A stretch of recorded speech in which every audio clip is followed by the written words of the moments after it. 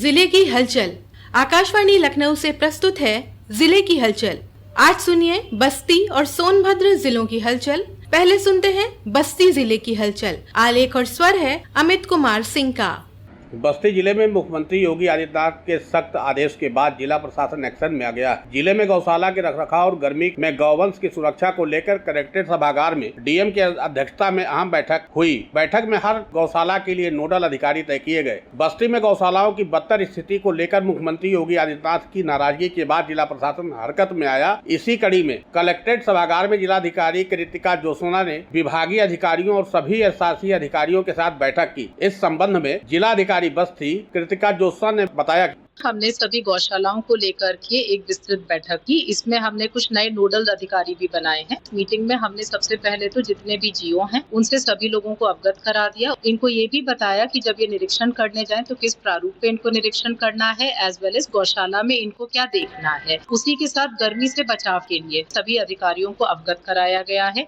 राजकीय inter college बस्ती में प्राचार्य डॉक्टर विजय प्रकाश वर्मा की अध्यक्षता में प्रतिभा सम्मान समारोह का आयोजन किया गया। मुख्य अतिथि एवं जिला विद्यालय निरीक्षक संजय सिंह ने छात्रों को एकाग्रचित होकर पढ़ने तथा मोबाइल से दूरी बनाकर पुस्तकों से जुड़ने हेतु प्रेरित किया। सम्मान समारोह में हाई स्कूल एवं इंटर के मेधावी 10 छात्रों व गृह परीक्षा में मेधावी छात्रों को प्रशस्ति पत्र व मेडल देकर सम्मानित किया गया। कार्यक्रम का संचालन मृत्युंजय कुमार द्वारा किया गया। कार्यक्रम को मूर्त रूप अजय प्रकाश लाल व अमित यादव द्वारा दिया गया। बस्ती जिले में प्रधानमंत्री और मुख्यमंत्री द्वारा खाड़ी देशों में मौजूद हालात के कारण वैश्विक स्तर पर ईंधन और ऊर्जा की बचत की गई अपील पर मंडल के ग्राम विकास विभाग के अधिकारियों कर्मचारियों से देश हित में एवं मौजूदा हालात के कारण वैश्विक स्तर पर ईंधन की हर एक बूंद की बचत देश की अर्थव्यवस्था को मजबूती देगी। इसको लेकर अपने निजी वाहनों को छोड़ बस, टैक्सी व साइकिल से ऑफिस आने की सलाह दी गई। जिसके क्रम में संयुक्त विकास आयुक्त निर्मल कुमार द्विवेदी ने बताया कि इस निमित्त शासकीय वाहन का प्रयोग कम से कम किया जाए। इसी उद्देश्य से उनके द्वारा अपने आवास से साइकिल द्वारा कार्यालय पहुंचकर शासकीय कार्यों का संपादन किया गया एवं ईंधन की बचत के लिए मंडल के ग्राम विकास विभाग से संबंधित समस्त अधिकारियों एवं कर्मचारियों से अपील की गई कि वे देश हित में कम से कम वाहनों का प्रयोग कर देश की अर्थव्यवस्था को मजबूती प्रदान करने में अपना सहयोग प्रदान करें।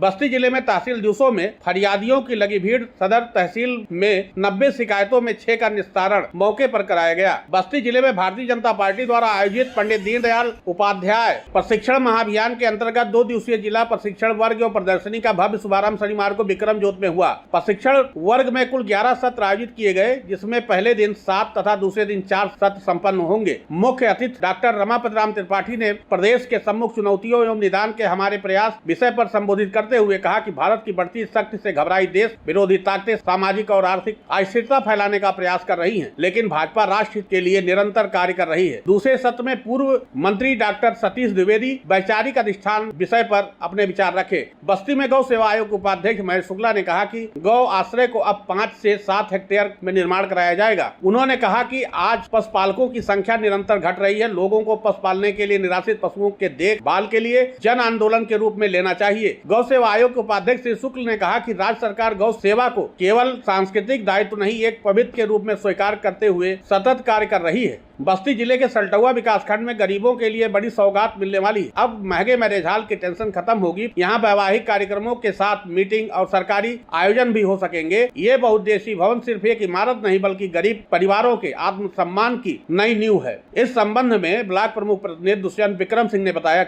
मुझे लगता है जनपद ही नहीं प्रदेश का पहला ऐसा विकास खंड होगा जहां ऐसा भवन का निर्माण कराया जा रहा है, जहां गरीब परिवार सिर्फ इसके मेंटेनेंस का कॉस्ट देकर अपने बेटियों की शादी यहां पर ऑर्गेनाइज करा सकते। बस्ती जिले की जिलाधिकारी कृतिका जोशना द्वारा जनपद में विभिन्न विकास खंडों के परिषदीय विद्यालयों का औचक निरीक्षण किया गया। निरीक्षण के दौरान विद्यालयों में साफ सफाई, छात्र उपस्थिति, शिक्षण व्यवस्था तथा मिड डे मील की गुणवत्ता का गहनता से परीक्षण किया गया। निरीक्षण की शुरुआत विकास खंड बनकटी स्थित पीएम श्री विद्यालय देवमी से हुई। जिलाधिकारी ने विद्यालय परिसर का भ्रमण कर साफ सफाई की स्थिति का जायजा लिया। वहीं जिलाधिकारी कंपोजिट विद्यालय डायरी पहुंची, जहां कक्षाएं संचालित होती पाई गयी। जिलाधिकारी ने बच्चों से संवाद कर उनकी शैक्षिक गुणवत्ता परीक्षण किया तथा आंगनबाड़ी में कार्यरत स्पेशल एजुकेटर प्रतीक्षा द्वारा किए जा रहे कार्यों की सराहना की। निरीक्षण के दौरान मिड डे मील व्यवस्था में गंभीर लापरवाही सामने आई। बच्चों को परोसी गई रोटियां मोटी एवं जली हुई पाई गई। भोजन की खराब गुणवत्ता को गंभीरता से लेते हुए जिलाधिकारी ने संबंधित प्रधानाध्यापिका अनीता द्विवेदी और रसोईया के विरुद्ध कारण बताओ नोटिस जारी करने का निर्देश दिया है। बस्ती जनपद न्यायालय परिसर में राष्ट्रीय लोक अदालत का आयोजन किया गया। न्यायमूर्ति राम मनोहर नारायण मिश्रा ने दीप प्रज्वलित कर फीता काट प्रदर्शनी का उद्घाटन किया और जेल में महिलाओं द्वारा बनाए गए सजावटी सामानों की न्यायमूर्ति ने सराहना भी की। उन्होंने कहा कि राष्ट्रीय लोक अदालत के द्वारा आम आदमी को त्वरित न्याय दिलाने के लिए सुलह समझौता पर आधारित मामलों का निस्तारण होता है। बस्ती जिले में महाराणा प्रताप जयंती पर आयोजित कार्यक्रम को संबोधित करते हुए सांसद जगदम्बिका पाल ने कहा कि 2022 की तरह 2027 में भी समाजवादी पार्टी का बुरा हश्र होगा। उन्होंने कहा कि बंगाल में करप्शन की समाप्ति का जनादेश है। बंगाल में गुंडागर्दी, बंगाल में हिंसा का रोहिंग्या और बांग्लादेशी की जो बड़ी मात्रा में इसी बंगाल के रास्ते से देश में हमारी संपत्तियों पर जिसका अधिकार भारत के नागरिकों का था, उस पर आज बांग्लादेशी रोहिंग्या अपना कब्जा कर रहे थे, लेकिन अब वहाँ केवल हमारे देश के लोगों का कब्जा होगा। बस्ती जिले की हलचल के बाद आइए सुनते हैं सोनभद्र जिले की हलचल। आलेख और स्वर है मनोज कुमार सिंह का। सोनभद्र में विगत दिनों आंधी तूफान से बड़े पैमाने पर जनधन की हानि हुई है। आंधी और तूफान के नुकसान का अनुमान इस बात से लगाया जा सकता है कि आधा दर्जन के करीब लोगों की मौत आंधी तूफान में हो गई, जबकि दर्जन भर से ऊपर लोग घायल हुए। आंधी तूफान के चलते अभी भी कई क्षेत्रों में बिजली आपूर्ति व्यवस्था ठप ही पड़ी है। जगह जगह बिजली के पोल उखड़ गए हैं, जिसे लगातार सुव्यवस्थित किया जा रहा है। आम के फल से लदे वृक्षों के फल बड़े पैमाने पर गिर गए हैं। जिलाधिकारी ने आंधी तूफान में मृतकों के परिजनों को तत्काल 4 लाख की आर्थिक सहायता उपलब्ध कराई है। सोनभद्र में एक जिला एक उत्पाद के अंतर्गत गुलाब जामुन को वैश्विक स्तर पर पहचान मिलेगी। अब तक ऊर्जा के क्षेत्र में पहचान रखने वाले सोनभद्र को अब गुलाब जामुन मिष्ठान के रूप में भी जाना जाएगा। परंपरागत कारीगरों को प्रोफेशनल कारीगर बनाने के लिए उनको बाकायदा ट्रेनिंग दी जाएगी। साथ ही उनकी आर्थिक स्थिति सुधारने के लिए सरकार लोन भी उपलब्ध कराएगी, जिससे उनके हुनर को बढ़ावा मिल सके।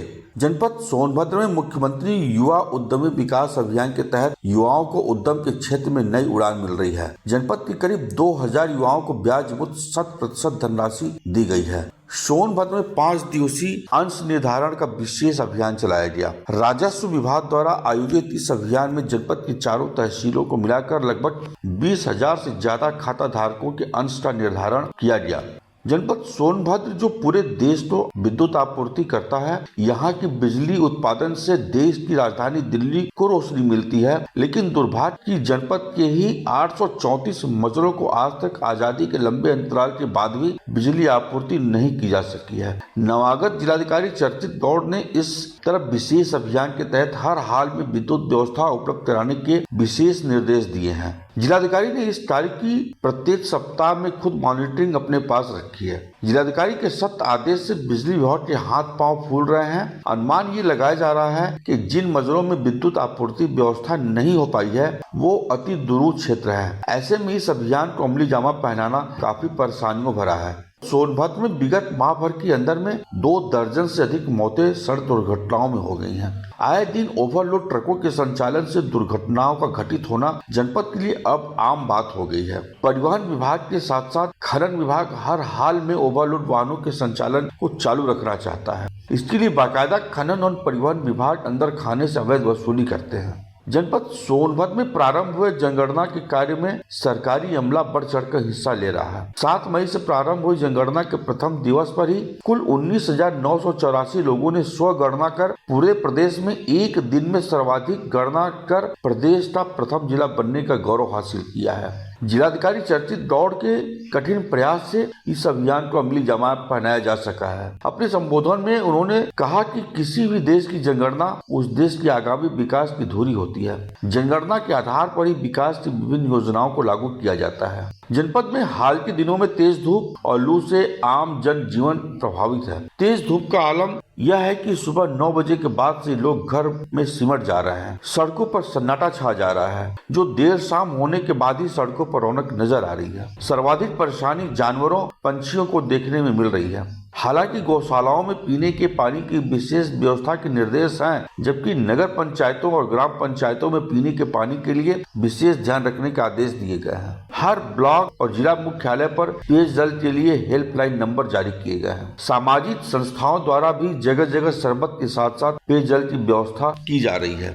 ये था आकाशवाणी लखनऊ के क्षेत्रीय समाचार एकांश द्वारा प्रस्तुत जिले की हलचल का आज का अंक।